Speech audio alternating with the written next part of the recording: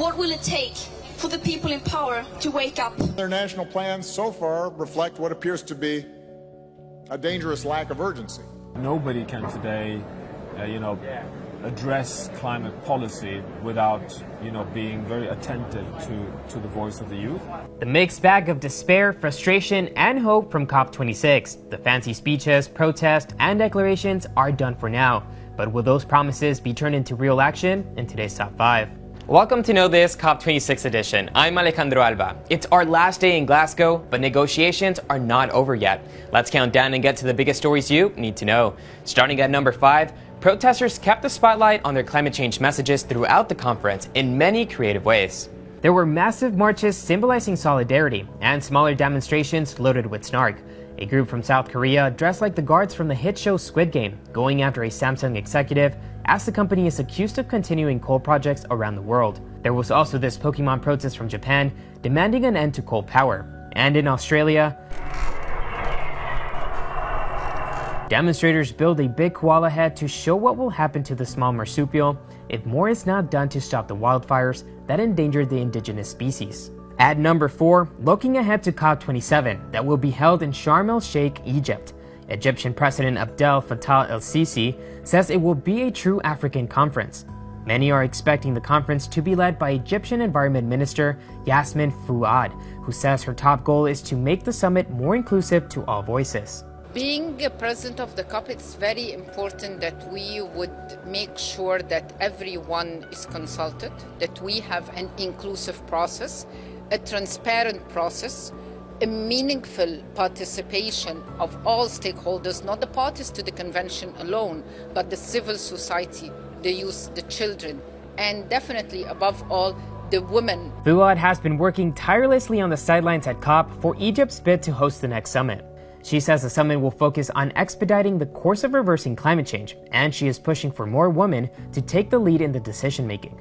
This is very important to even send a message to our future generation that combating climate change requires equality. Number 3, going forward after COP26, what activists say needs to be done, these conversations have to continue.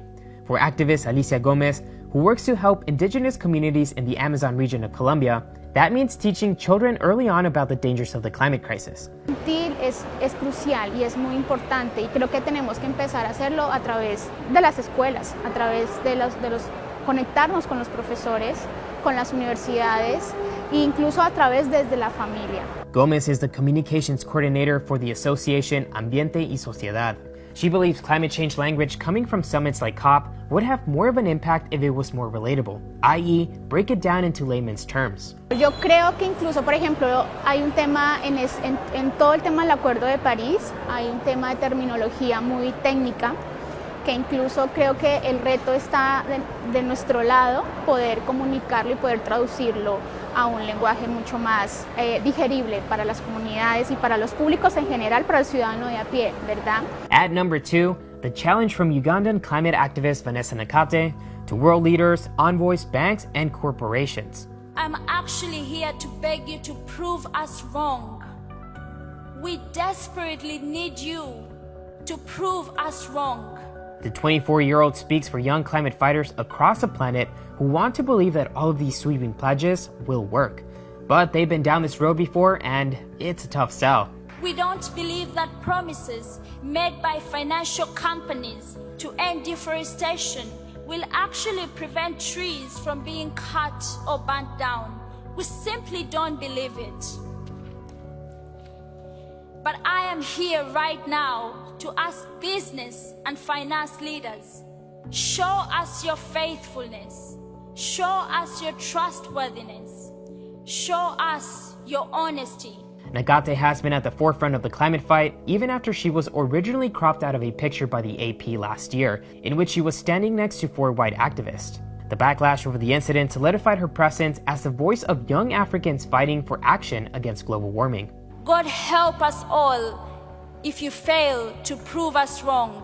God help us. And at number 1, pledges, promises, and protests at COP26. But in the end, any real progress? That depends on who you ask. We have come a long way over the past 2 weeks, And now we need that final injection of that can-do spirit which is present at this COP, so that we get this shared endeavor over the line. COP26 President Alok Sharma is referring to the recent draft of the COP26 Glasgow Agreement to slash greenhouse gas emissions in half by 2030. The main sticking points include more money and compensation from the rich coal-burning global north. Also still on the negotiation table after 6 long years of discussions, Article 6, the section of the Paris Agreement that focuses on framework around carbon credits. Activists are furious, saying the draft is watered down and is letting these countries off the hook again. They are trying to protect their interest in fossil fuel investments so that this can give them profit for many more decades to come. But there were some breakthroughs at COP.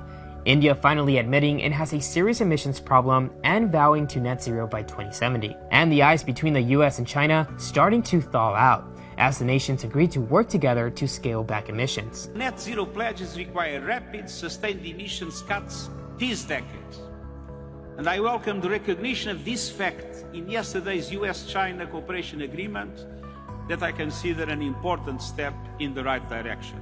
Another step, leaders sounding very serious about vowing to end deforestation, signing off on billions of dollars to protect the world's forests that clean the air. COP26 may be over, but the fight to save the Earth goes on.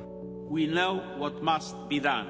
That's it for NowThis at COP26. What was the biggest story for you? Tell me in the comments below. And make sure to follow NowThis Earth for continued COP26 coverage and more environmental news you need to know.